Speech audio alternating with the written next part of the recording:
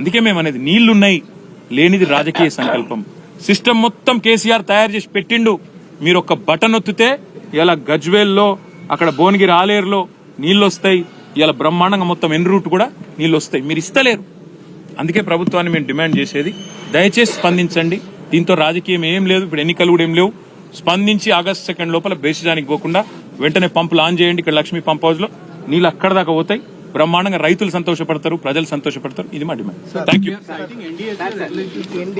ఒక్క నిమిషం. Let me say this. Annaram, Sundilla, they are citing NDSA report is what you said, Sandeep.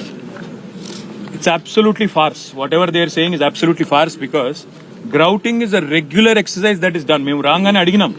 We spoke to the engineers. We asked them, has grouting been done? ఇప్పుడు కాదు sir, ఇదివరకు కూడా చేశాము, కొత్తదేం కాదు. ఇది NDSA లేనప్పుడు జరిగింది, రెగ్యులర్ గా అన్నిట్లో జరుగుతుంది సార్. ఇది పెద్ద ఇష్యూయే కాదు, రొటీన్ మెయింటెనెన్స్. అది 2020లో కూడా చేసినాము. ఇదంతా వీళ్ళు చెప్పేది ఫార్సు, NDSA ఫార్సు, ఇవన్నీ ఫార్సు. కేవలం చేసే ఉద్దేశం లేదు. ఎందుకు లేదంటే సింపుల్ బ్రదర్, దొంగకు తేలు గుట్టింది. ఇన్ని రోజులు కాళేశ్వరం బేకార్ అన్నారు, ఇలా నీళ్లున్నాయి, బటన్ నొక్కితే కేసీఆర్ పేరు వస్తుంది.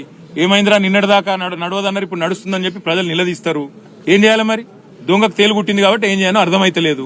ఇక ముఖం లేదు చెప్పేటందుకు. కాళేశ్వరం బ్రహ్మాండంగా ఉంది, ఏం కాలేదు అని ఒప్పుకుందామంటేనేమో నిన్నటిదాకా ముఖ్యమంత్రి మాట్లాడిన మాటలు, ప్రభుత్వం మాట్లాడిన మాటలు ఫార్సు, బోగసు అని వాళ్లే అన్యాపదేశంగా ఒప్పుకున్నట్టు అవుతుంది.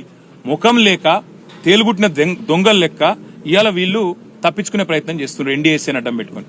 ఇప్పుడు జగదీష్ రెడ్డి గారు కరెక్ట్గా చెప్పారు, ఇలా 2 పార్టీలు దోషులే.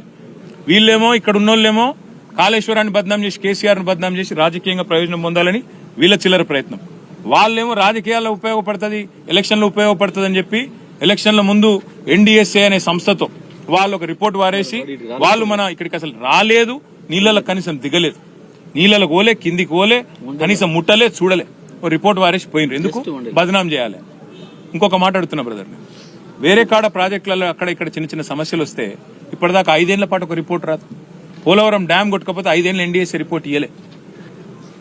కాఫర్ డ్యామ్ కొట్టకపోతే ఇవాళ ఏంది? ఇక్కడ ఏం జరుగుతా ఉంది? ఒక రోజులో రిపోర్ట్లు వస్తాయి, ఇక్కడ ఒక రోజులోనే అన్ని వస్తాయి. ఎందుకు?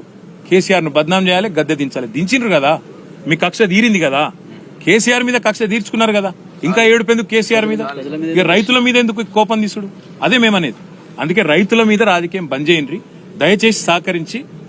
మొత్తం మళ్ళొక్కసారి చెప్తున్నా బ్రదర్, మిడ్మానేరు పైన ఉండే సిస్టమ్ ఏదైతుందో, అన్నపూర్ణ, రంగనాయక్ సాగర్, కొండపోచమ్మ సాగర్, మల్లన్న సాగర్, వాటికి వేరే ప్రత్యామ్నాయం లేదు. ఇది ఒకటే 75-80 TMCల నీళ్లు అంటే దాదాపు 10-12 లక్షల ఎకరాలకు నీళ్లు ఇచ్చే అవకాశం ఉండగా ఇయ్యకపోవడం అంటే దిస్ ఇస్ క్రిమినల్ నెగ్లిజెన్స్.